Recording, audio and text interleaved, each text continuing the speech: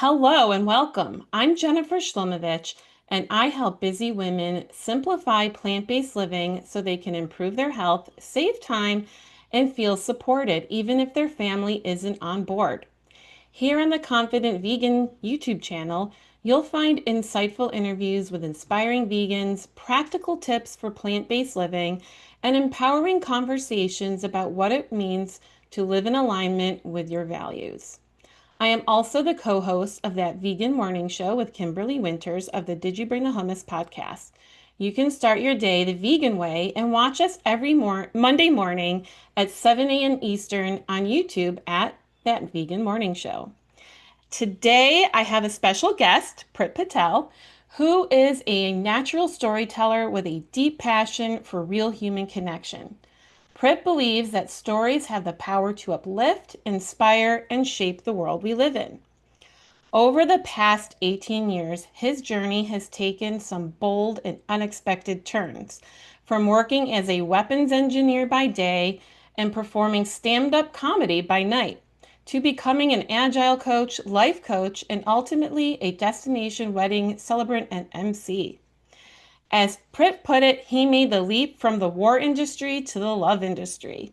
His life has been full of transformative chapters, two major career changes, 7 moves across the UK, Germany, and Spain in just 13 years, and embracing a vegan lifestyle 3 years ago.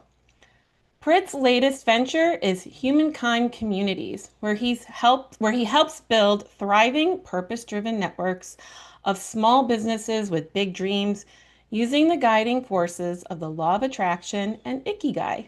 Welcome, Prit. Thank you. Wow, I didn't realize I'd written so much in that intro. But you know what? I sometimes I'll just take out extracts of certain things that people send me, but I was like, this is all amazing stuff. We just have to keep it all in. Thank you. Thank you. So, yeah, I am so excited to have connected with you a couple of weeks ago and have you here. So, thank you for taking time out of your busy schedule. You have such a fascinating background and one I can relate to also in my own way, just from pivoting in different ways and doing things in life where it may not look like they connect from the outside, but but you find these ways of making these things connect in a unique way that makes sense after the fact. But Yeah. looking at all these different things, it's like, how do these things connect? But before we dive into all of that, what is your vegan story? Yes, good question. Well, first of all, I never ever thought I would become a vegan. That's probably something a lot of people say, but I grew up eating. Same. Yeah, same. There you go. So you're one of those lots of people. I honestly grew up loving meat. It was like a big part of my enjoyment of food. Like I'm a foodie. I really love food. So definitely didn't expect it. So it happened very gradually, I would say. So in my late 20s, I was 27 at the time, and this is like a whole story on its side. Maybe we'll come back to. But I met my then girlfriend, now wife. This was back in 2012, and during our relationship, she turned vegetarian. So, with me being the big foodie and the cook in our relationship, I was basically cooking vegetarian most, if not all the time, just for sake of ease. So, kind Hmm. of, that's what I mean about it happening gradually and naturally. So, in our household, it was mainly vegetarian. I would eat a little bit of meat from time to time when we went out or ordered takeaway, etc. Yeah. So, and then like in my like spiritual journey or the journey of my wife and I, we're both have been into this personal development, personal growth journey for years now since we met. I've been learning more about listening to my body, um, Hmm. the real importance of that, and what can come from that. I mean, again, we'll probably get into that in this chat as well, because it goes way beyond veganism. But like somewhere in our relationship, back when we lived in the UK, we lived in Stratford upon Avon, which is like where Shakespeare was born in the UK, like beautiful town with really nice places to eat. And we went for breakfast one day, and because I was doing this whole listening to my body thing, I had this little technique where I would read through the menu and I would imagine myself eating those things on Mm. the menu, and I would notice how my body responded. Like, was there more response with one thing than the other? So I was doing that, and I realized, yeah, I noticed that I had more of a response to the vegetarian breakfast, which was like, that wasn't like me. But I'm like, I'm gonna go with this, because I want to be consistent with this listening to my body thing. So and then so ordered it, it arrived, I ate it, and it was so, so good. Like my whole body was just like, yes, this is the right thing to be eating right now. And that really planted a seed in me. Hmm. I was like, this is amazing. There's not one bit of meat on this plate, and yet it feels so right to my body. And so that was the start of it all. I didn't turn vegetarian after that, like let alone vegan. But as I said, it planted a seed. So I was more and more listening to my body. And then later, like many years later, we moved to Mallorca. Um, and while we were there, we started watching the documentaries. Again, like a lot of people on Netflix, Game Changers was one of them. Um, there was a German one, so my wife is German and we both speak German. So there was a German one called Budenland, I think. And yeah, I mean, that was massively eye-opening and educational. And I think one of the things that tipped me over the edge and that really got me, um, it was the part about breaking the spirit, Hmm. cows particularly. Like the fact that cows um, in dairy farms, they can only move like a matter of inches forwards, backwards, left and right. They can barely turn around. And to get to that point of cows sort of accepting that, you have to break their spirit. And just learning that was really hard hitting for me Hmm. on such a deep level because it actually, for me, it goes beyond animals. It goes to all beings. Like my belief started with us, with humans, that we are here to express ourselves fully, to literally express spirit through us.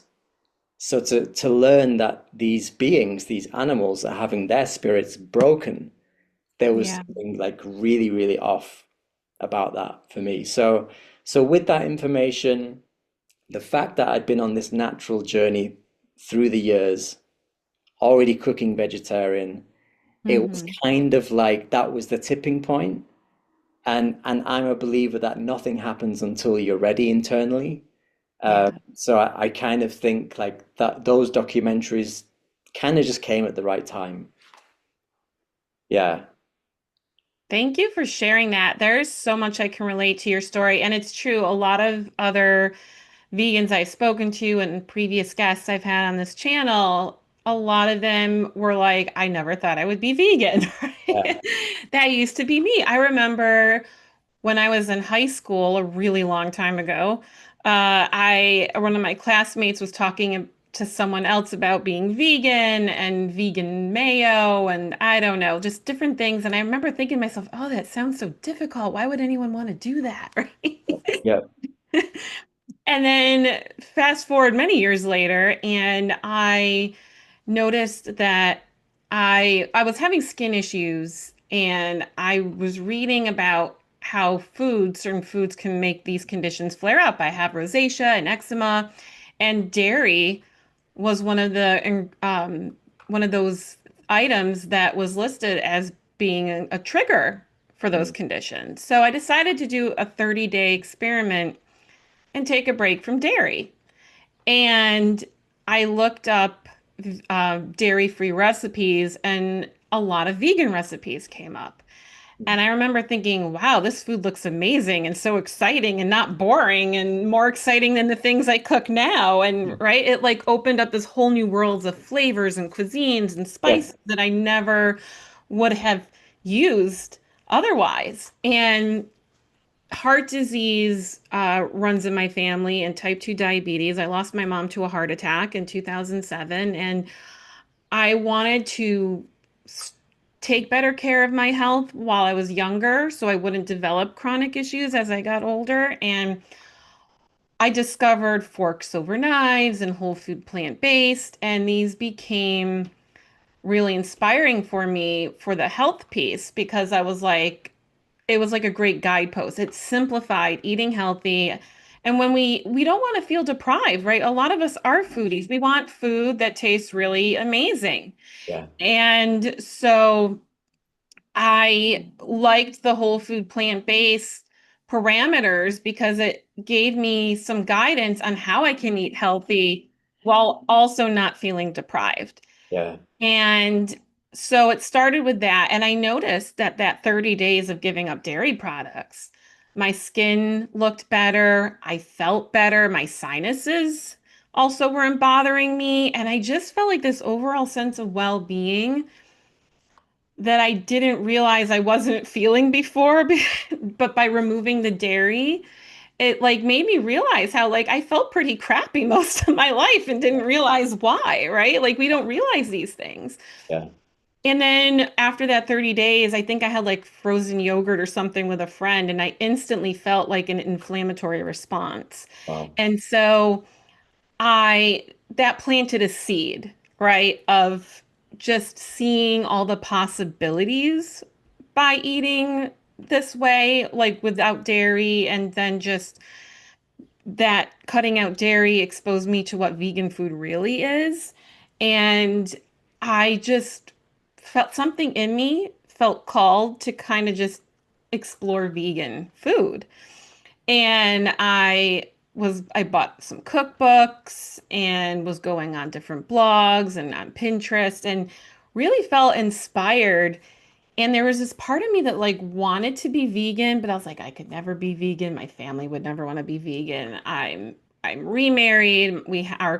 My husband has two boys, and I have a son from previous marriages. At the time, they were much younger. Now they're all young adults, but at the time they were younger, and none of them would want to be vegan with me, right? Yeah. And then so and then also I was in my head of like, what are people gonna say?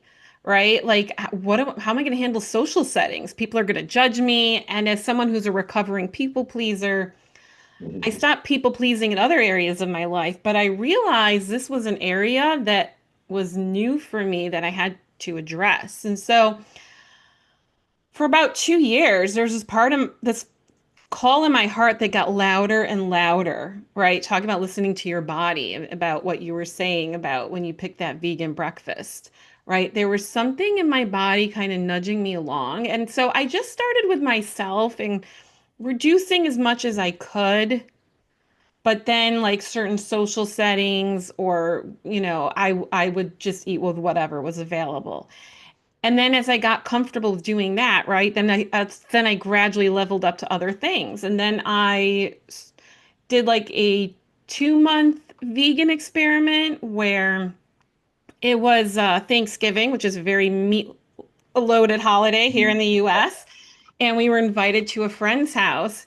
And I decided like a week before then that this was going to be my test. And I decided to, and I put it on Facebook because that makes it real, right? When you put everything on Facebook, you make this declaration. Otherwise, yeah. So, and I asked, I offered to bring, so I brought a lentil loaf that I made and I made a vegan dessert and I brought that there. And it was people asked me questions about it. Some made the typical jokes that you hear as a vegan, but people were curious and they tried the food I made and they were actually like impressed with it and thought it tastes good. And I realized I survived, right? Like I survived the judgment and it wasn't so bad and people were curious and I realized like I was an opportunity for people to try things they wouldn't normally try. Yes. And then about 2 months after that, I went back to fish because I was trying to figure out the nutrition piece and I was having some health stuff. And a doctor told me to go eat fish. So I did it for a couple months and then I just couldn't do it anymore. Like I got this like aversion in me where just like something in my soul was like enough. Like you'll find another way. And I did. Like you can meet all your nutritional requirements on a vegan diet.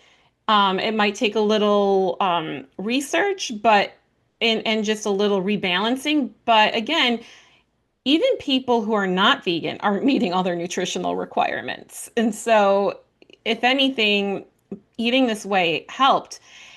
And and also just the side point too that I forgot to add is watching some documentaries. At first, it started with the food, but then after seeing some documentaries it it kind of like really pushed that for me of that desire to not participate Mm. in that cruelty.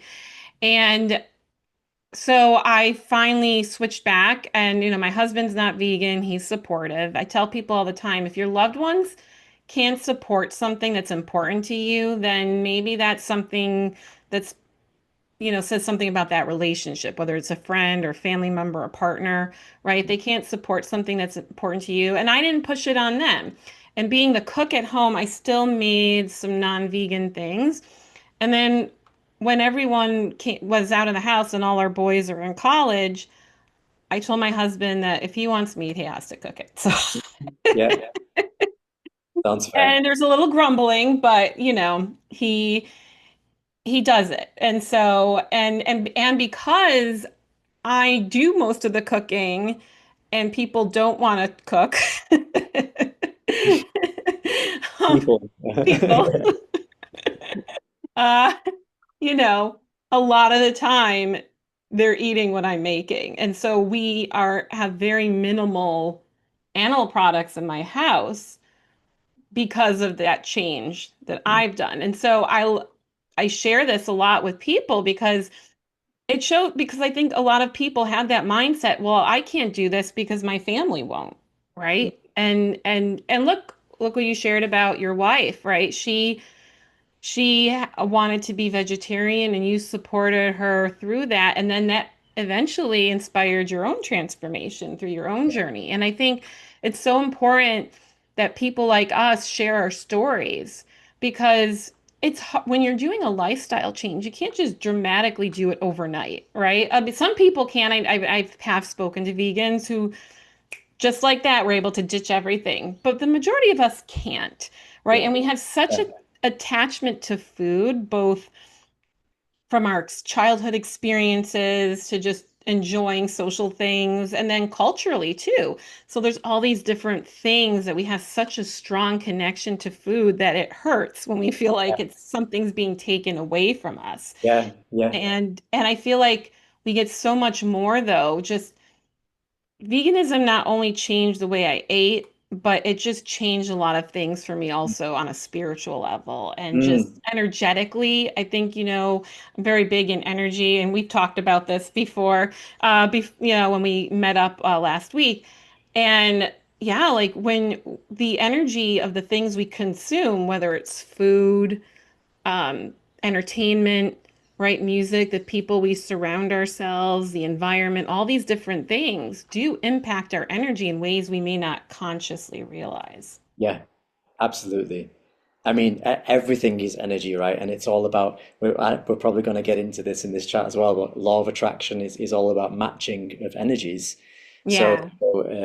in my, what I didn't mention in my vegan story, is that I also went through this phase, by the way, of not going. I almost said cold turkey. That's the wrong phrase. But, not switching from like extreme one day to the next. Yeah. There was moments, but because as I said, what was really important for me at my core at that time, and I was consistent, was listening to my body. So I was like, I'm gonna try this vegan thing, but I'm going to continue listening to my body. So if I don't know if my body says it wants a bit of fish or if it wants some dairy or whatever, I'm going to listen to it and I'm going to do it. So actually in the beginning, I was calling it vegan first. I wasn't calling myself vegan, and I called it vegan first for that very reason, as in like I basically default to vegan, but Hmm. if my body says otherwise, I'm gonna, like, my body is king. I'm gonna listen to my body. So Yeah. I was doing that. And in the beginning, I actually did sometimes, like, I ate a bit of salmon, I think, in the first few weeks of going vegan, and then we would have cheese from time to time.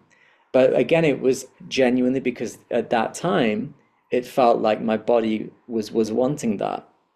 Yeah. But the really interesting thing is by being consistent with listening to my body through time, it genuinely wasn't craving, wasn't wanting dairy, wasn't wanting fish.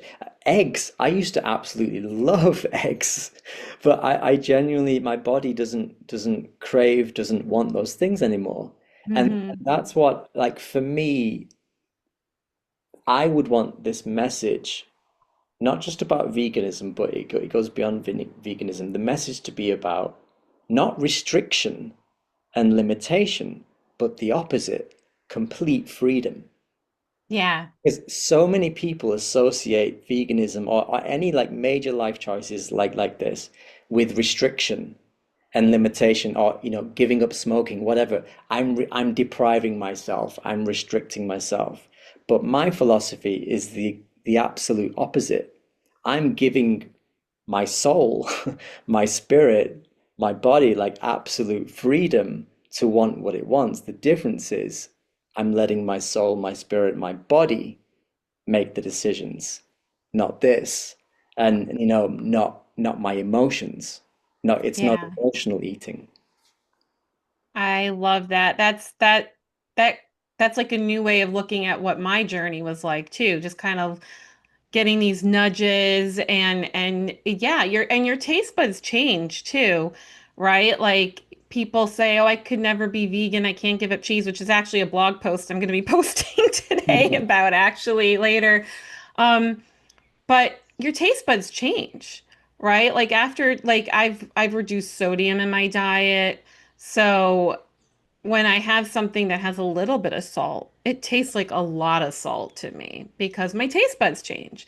And we Yes. have to give our bodies a chance to adjust to new things and to new experiences. And when it comes to when it's used to eating a certain way, a lot of the things we crave are like those addictions, right? Because of some kind of dopamine the food gave us or some other type of association. But as we give fuel our body differently, it starts to catch up with the program and it wants the other things, especially when you're fueling it with healthier food. Yeah. And being vegan has just helped me also be more intentional about everything else in my life and just thinking, I talk about cognitive dissonance all the time on my channel. We just see the meat as like packaged food in the store, but it's more than that. And when you start watching the documentaries, and it's not like we don't know where food comes from, but we don't really think about it until we actually see, Mm. right? These unpleasant things to see. And it can feel very uncomfortable.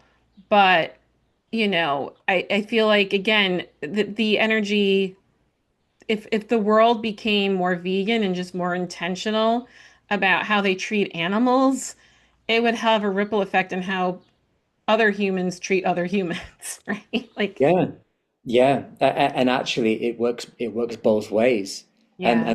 that's my kind of message really with humankind communities. I know we haven't quite got there yet, but a big part of my story, getting into my work story a little bit, was centered around kindness and me being kind to myself first and foremost, and realizing I was doing the opposite. I was stressing myself the hell out and creating this self suffering. So that's not even human to human, that's human to self, Yeah. suffering. And that's kind of what started my journey with love and with compassion and kindness. It's in our nature as humans, but many of us are getting in the way of it. So Yeah. when you really let that nature come out as it wants to and express itself, then it in turn, follows through to animals, to all beings. Yeah, absolutely. And I feel like that's a great transitional shift to that part of our conversation because you have a very interesting background. Can you share a little bit about how you got to this place and creating humankind communities and just all of the things that led you to here? Yeah. And in as concise way as possible. Yeah, yeah. I mean, there's so many strands. So I could go down any rabbit hole, but I will stick to the sort of the work strand, or the purpose, I suppose, strand. I started in my 20s. So I graduated with an aerospace and aeronautical engineering degree from the UK. That was back in 2007. So, almost 20 years ago. So, like you with high school, a long time ago. Yeah, me too. And I started as an aerospace engineer. And as you rightly said in the beginning, I've moved literally from the war industry to the love industry because I was working for a defense company, Mm, in the aerospace leg of a defense company. And yeah, my motivation at the time wasn't because I thought war was cool, but I was really into technology, and I was super impressed by just these super clever people and technologies, and so um, I I don't have any regrets at this stage because that's where I was at that time of hmm my life, and it felt good at that time. But it led me on to this journey of getting deeper and deeper into this career as an engineer. And the more I progressed, the more successful I became, um, the more stress it brought about. So I ended up moving from that company in the UK, to Germany, to Berlin, where I went to work for another aerospace company, and got a lot more responsibility. Essentially, it was like a promotion, hmm which on the one hand I was asking for, on the other hand, I got like, and then some. Like I was literally in charge of a team of like scientists, Wow. thermodynamicists, like designers and stress engineers and super brainy, clever people, who gave me a little bit of a complex because I thought I was a clever guy until I started working with these people. So yeah, I had all this like imposter syndrome kind of thing going on, which caused a lot of stress. I mean, I was doing it to myself. I didn't realize that at the time, but like, to me, the story was, everyone's expecting me to perform to this super high level, and my boss is like really hard on me and all this stuff. So anyway, I got super stressed out, and this was the beginning of a chronic physical health condition, that I developed at that time. Um, so it got really hard. Life got really hard. Work got really hard, and my then girlfriend decided. Her and I decided one night after cocktails, to quit our jobs and travel the world. So I actually ended up only staying at this company for about a year. hmm And before I knew it, we were traveling around the world. And I mentioned this whole spiritual journey that we've been on for some time. And that was really, I think, where it started, gathering a lot of momentum, let's say, because unplugging from work, we had a lot more time. to read spiritual books, getting to teachings, meet people on their path. Because Mm-hmm. we did the whole, backpacking thing. We went to Southeast Asia, so including India, we were there for 3 months. Thailand, I actually went to or we went to an Ayurvedic hospital there to get some treatment for this physical health condition Oh, wow. that I had. So we learned about Ayurvedic medicine and, you know, all these things on our journey, coming back to listening to my body and wanting to do things the natural way. We were also learning about more natural medicines and treatments and looking at this whole thing holistically, not pinpointing medical conditions and making it all about that and pumping ourselves full of, you know, drugs, westernized medicine, but yeah, looking beyond that.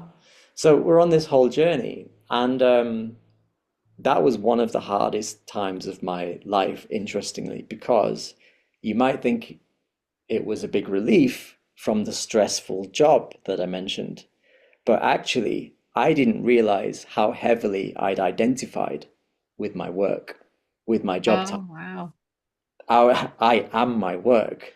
So like one of the huge aha moments that came during that journey was that because of how much stress and I actually went into a near depressed state, just like breaking down in tears sometimes without knowing why. And but yeah, it was just a whole thing to explore.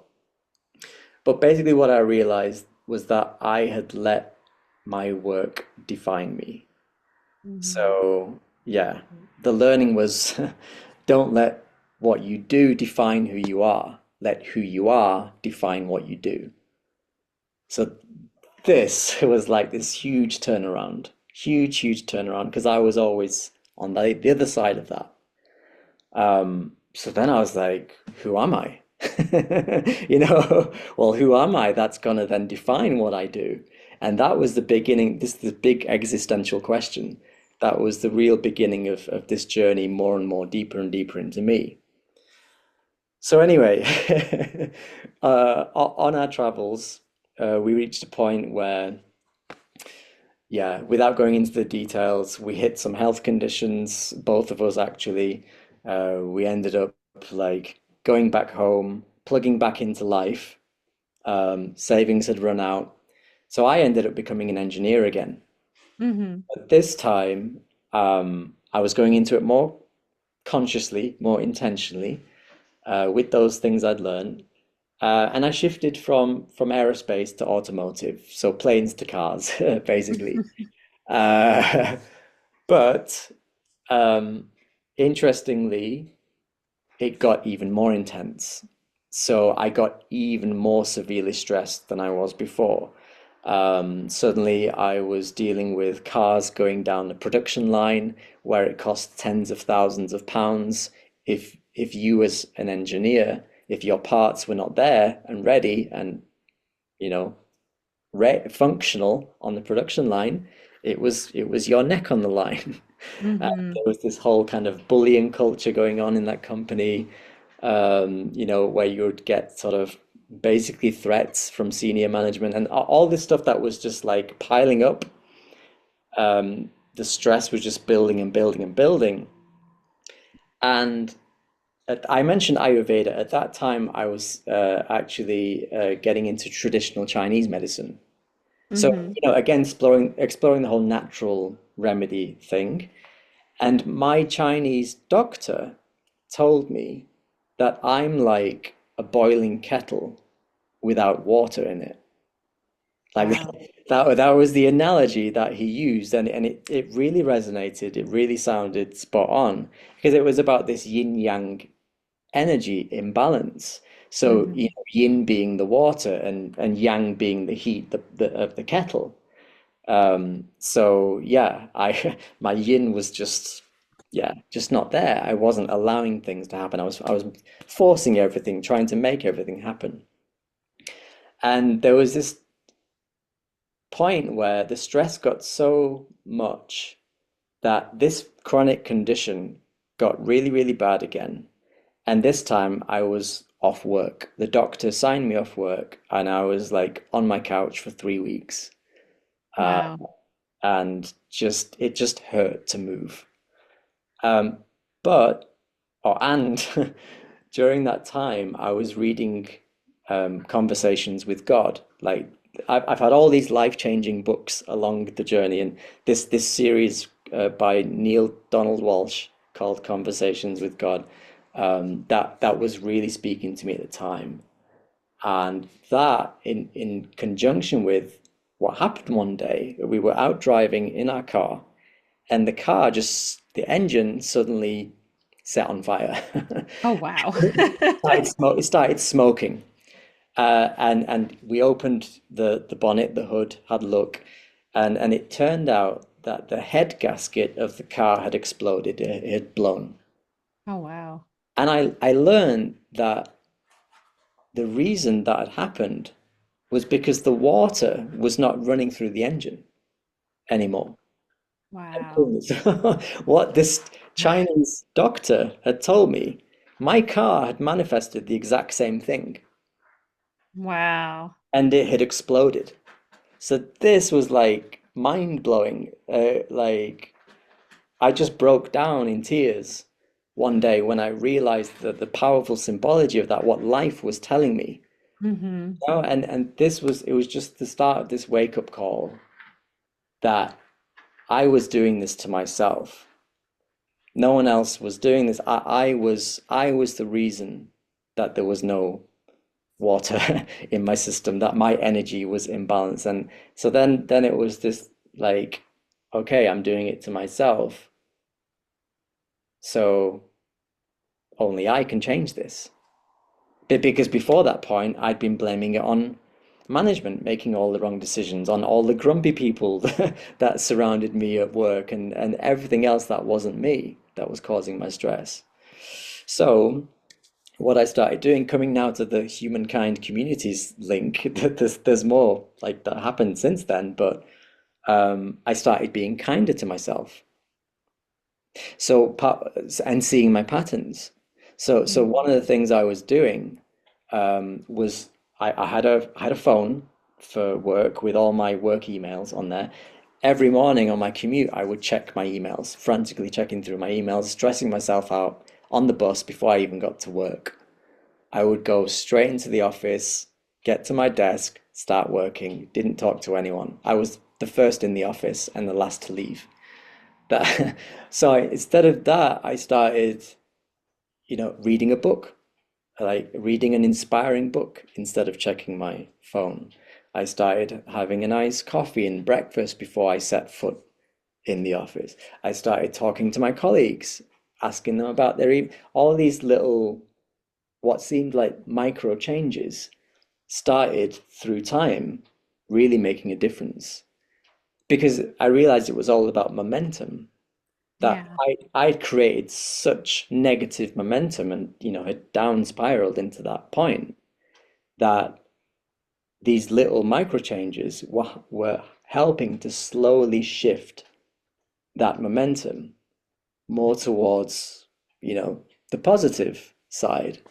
And that's where it just cutting a very long story short, like just by being consistent with that, I found that suddenly I was less stressed, but by being kind to myself, those grumpy colleagues, including those grumpy colleagues, or people in general, started being kinder to me. And this was the whole, law of attraction thing that I was learning as well at the time, that basically what you put out, you get back. And I was attracting kindness out of people. Problems started to solve themselves. I would have calls with my manager sometimes, and he would tell me that, oh, that thing, someone else has taken care of it, or whatever. So life just started to flow in ways that it didn't before. I started getting all these ideas. I started coming into more of a leadership type of role, um, from seeing how, and now this is a link to the communities, seeing how different teams within that automotive company, different departments were pulling in different directions. Hmm. Finance, design, purchasing, engineering, all with different priorities and focuses, and almost behaving like different companies under one roof. So I started creating essentially a community, this cross-functional working group I called it, where we would come together every month and actually learn from each other. Actually, like instead of pushing against each other and complaining about each other, actually start coming into each other's worlds. Start finding out about, well, how does your department operate? How your world work? What are your biggest challenges? And vice versa. And so through this learning and sharing, we started building this common ground and common goals. And before we knew it, we had these like amazing collaborative projects going on in ways that we didn't have before. And out of that, we literally ended up saving the company at the time £22 million on Wow. some like new way of sourcing a supplier for this project. So like these crazy things started happening just because the momentum started shifting, starting with that kindness to myself, starting with my creativity, my ideas opening up, people starting to gather around, forming these communities. And I basically ended up falling in love with the same job that stressed the hell out of me. So it just felt like this alchemy, this transformation of something that once looked like hell and stress, like a curse, Yeah. actual curse, like this project I was working on, people actually called it a curse. It was the cursed project, this certain car at the time. It was a gift. It was an absolute gift because it gave birth to that shift in me. Um, and then there's the final piece, which leads me to today. Um, Things started happening in life, like Brexit came along.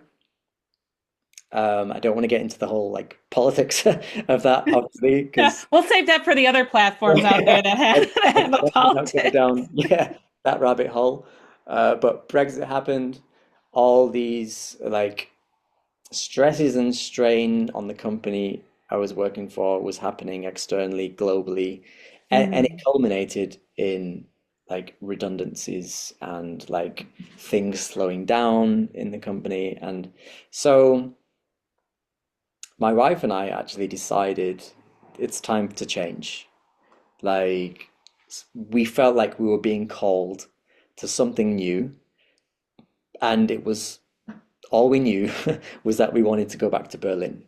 Hmm. So we full circle, we go back to Berlin where we met, where it all started.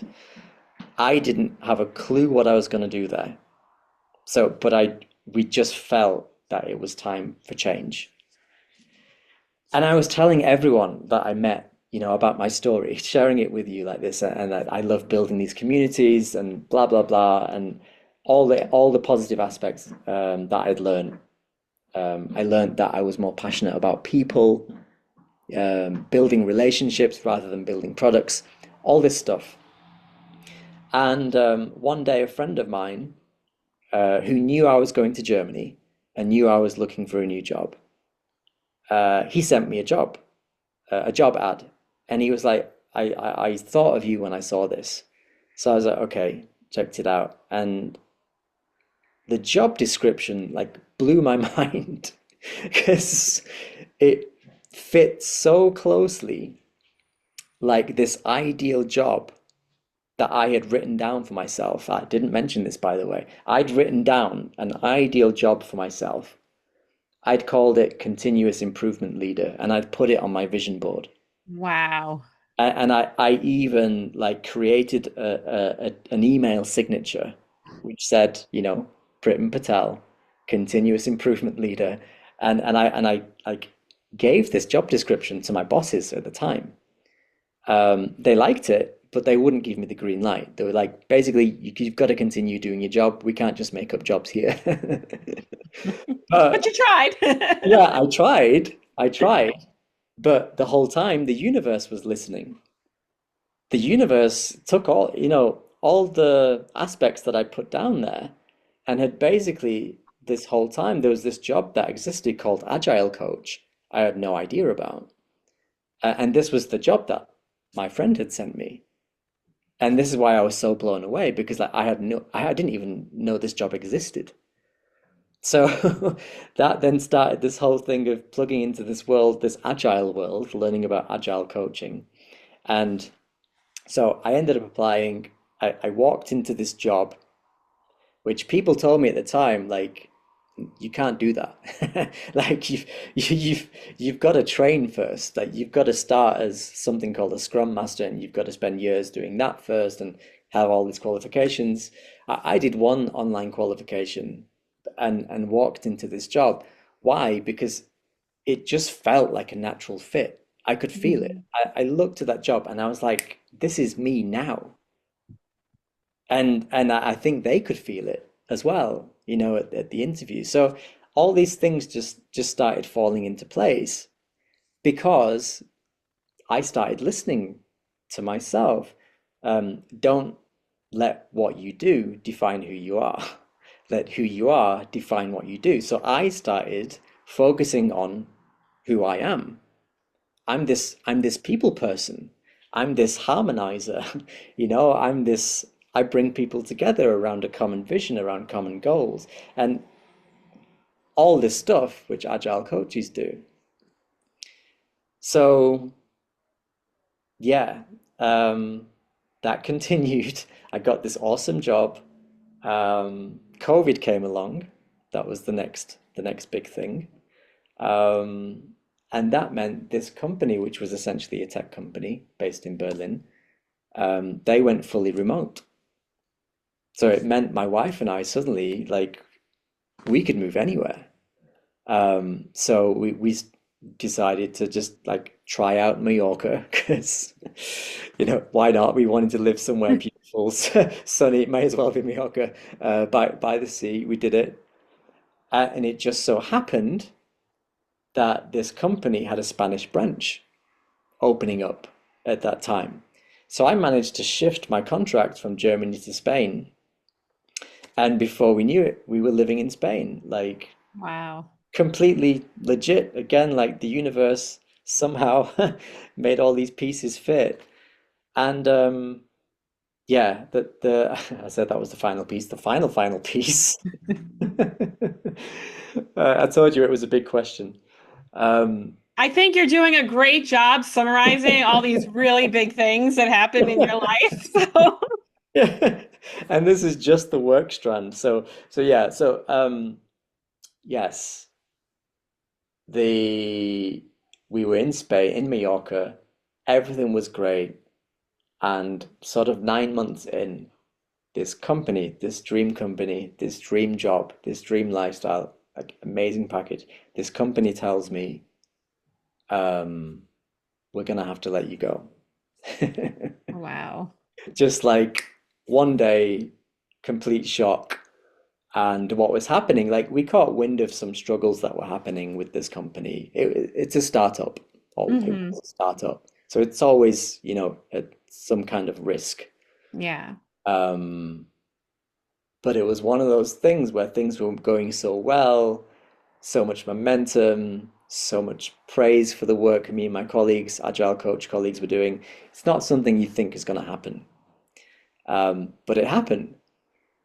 So I spent like the first day or two really angry, like super angry by like this is the wrong decision, you're shooting yourselves in the foot and blah blah blah blah. All the negative storytelling.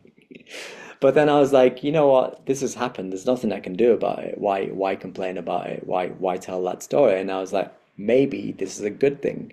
And then, the more you start to entertain that thought, the more it actually feels true. And it is true because of everything that's happened since then. So the more I let it in, accepted it and embraced it, I was like, you know what? This actually feels really good because look where we are. We're in Mallorca. Like incredible island, incredible life. Let's just enjoy life. let's just take this as a token, as an opportunity, the money that the company gave me to enjoy life. Be open-minded, be flexible, see where life takes us, what comes. And yeah, and by doing that, one day I was having coffee with a wedding planner, and we were swapping life stories. I mentioned, sorry, can you hear that ringing in the background? Nope. I hear some noises outside at my window, but I don't hear any noises from yours.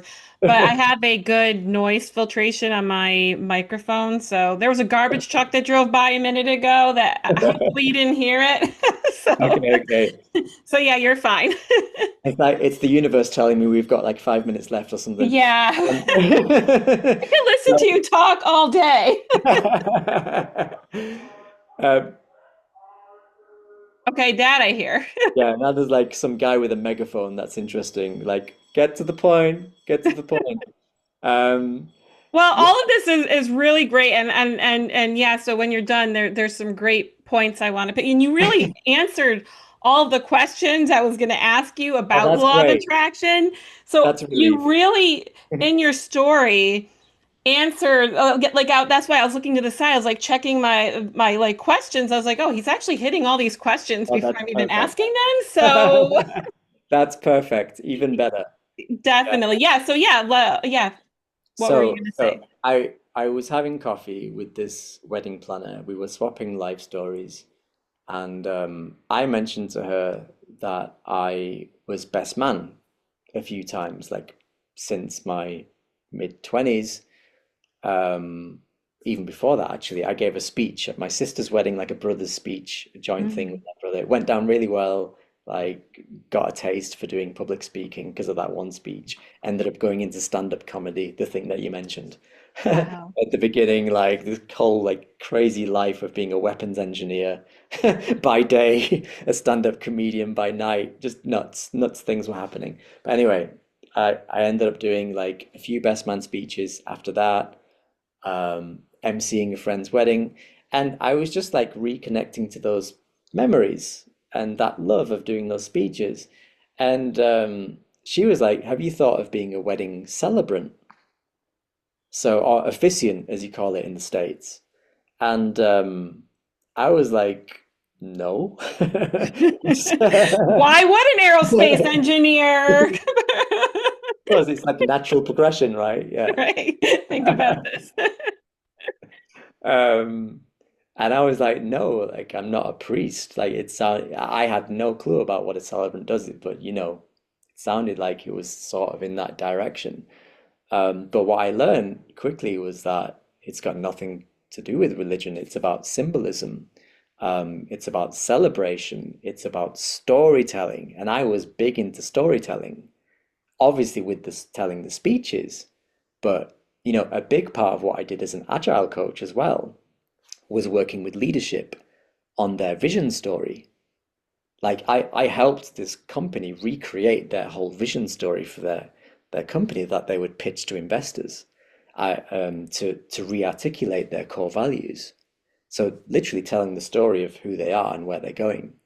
So I Mhm. loved all that. So like this celebrant thing started to sound more and more attractive. And again, I mean, it was a little bit like getting that job description from my friend and going, "What? You get paid? You get paid to do this?" Like finding out about a celebrant. Again, it was like tick tick. This ticks so many boxes. And actually, around that time, when my company let me go, I'd arranged my dad's 70th birthday celebration.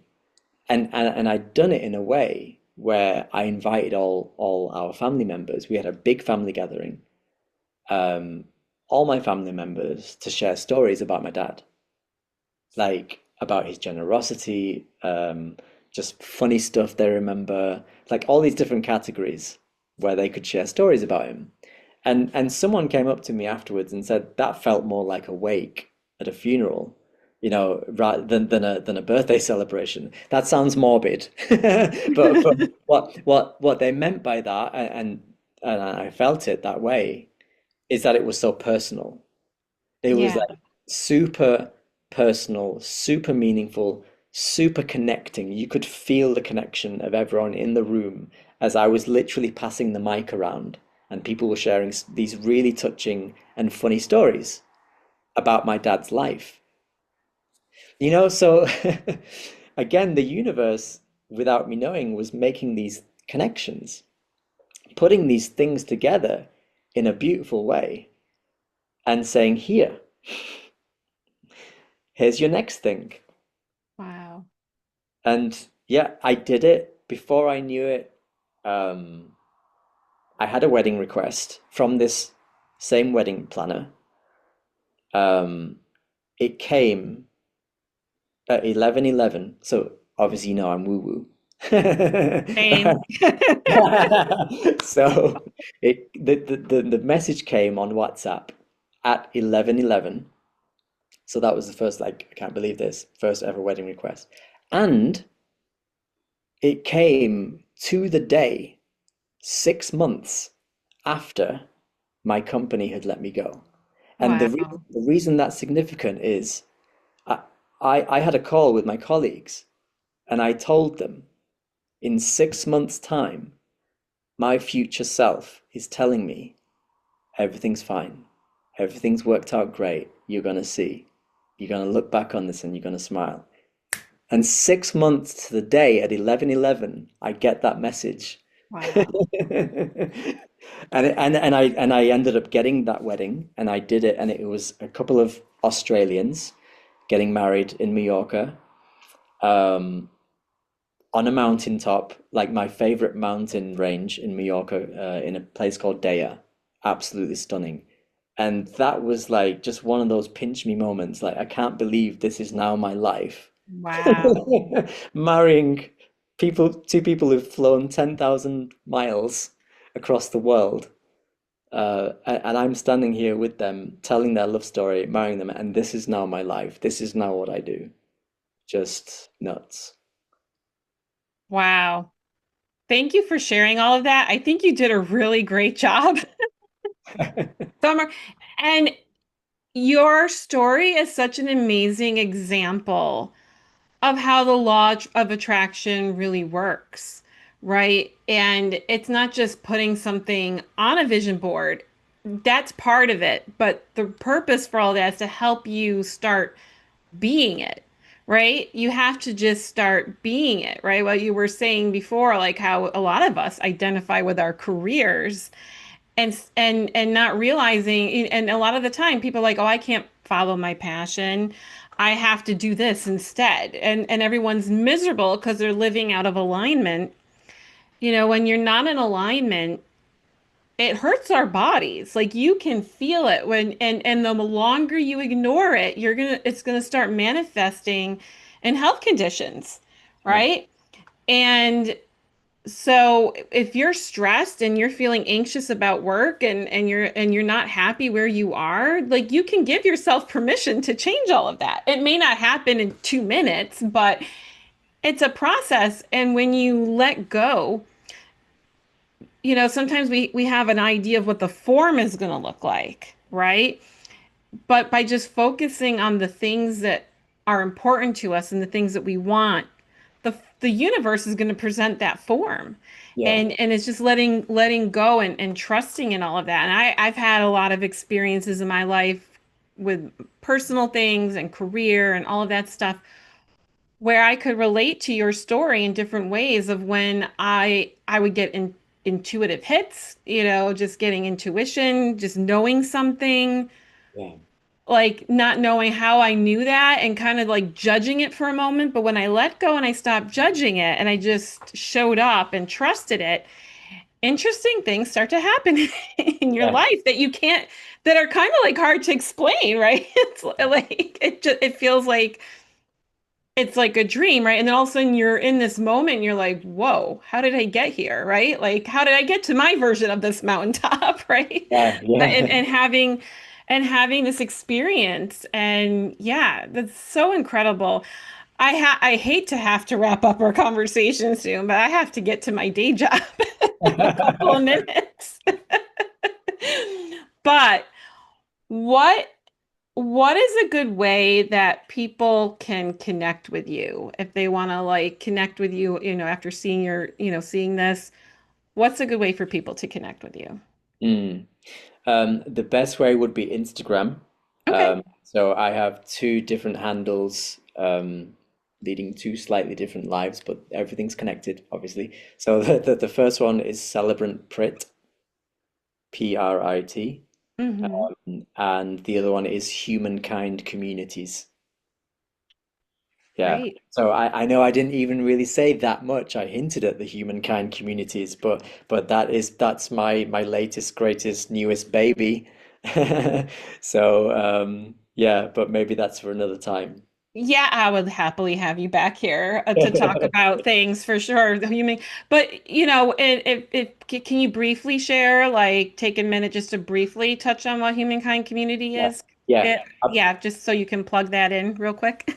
Absolutely. So again, obviously, it happened very organically. So being a wedding celebrant, I contacted, yeah, again, another wedding planner. She replied to me saying she's not doing weddings at the moment, but I have this community. I have this online community that's new. It's called Connect Wed. And would you like to join? I think you'd be a good fit.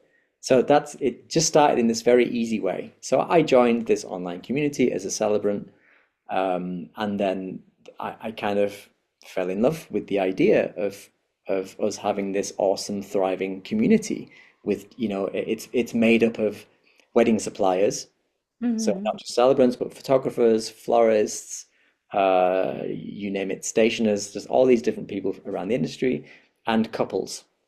So it's like a social media network for weddings. Wow. So it's a really cool concept, and it's got so much potential.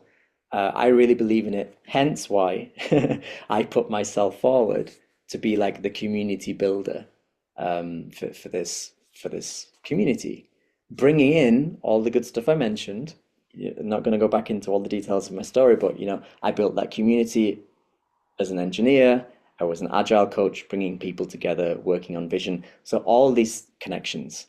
So I've got all this. I worked as a life coach. I didn't mention that. So I've got sort of all this skill set that combines really well together to help build communities.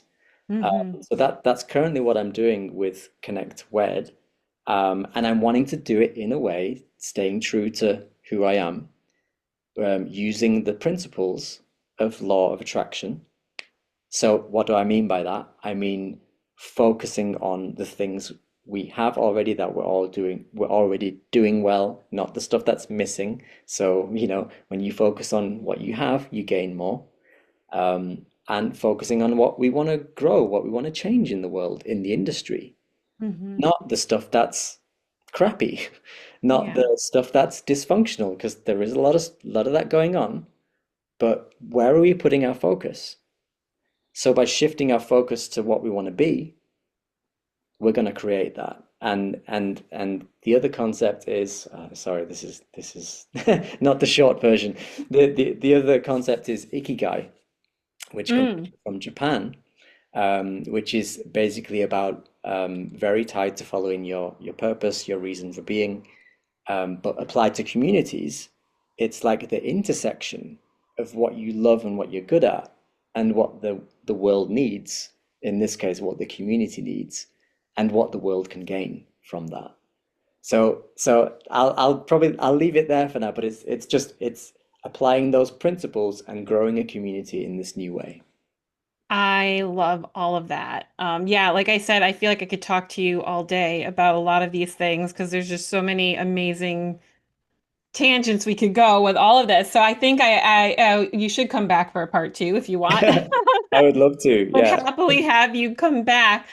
Yeah, Prit, it's been wonderful having you here. I'm going to include the links to your Instagram in the notes below this video. And this way people can follow you and connect with you. And yeah, this was really wonderful. And yeah, I definitely would like to have you come back. I feel like we need to do a part two to this. This has been great. You've certainly, it just helps highlight things in my own life realizing too, like, I mean, I kind of realized these things before, but you just kind of like emphasize certain things in my life. Like, right? Like sometimes when we feel like something's not going the way we planned, it's actually training us for the next big thing in our life. Right? Earth is a school, Earth is a school for our souls to, experience things. And sometimes we need training and it'll be in something maybe unrelated to where we're actually going in the future, but it all connects down the line. So, Yeah. so wonderful to have you here. I definitely want to have you back. Please check out Prit's Instagrams. I'm going to put those in the notes below. And thank you all for watching, and I'll see you all real soon. Bye for now. Bye. Thank you.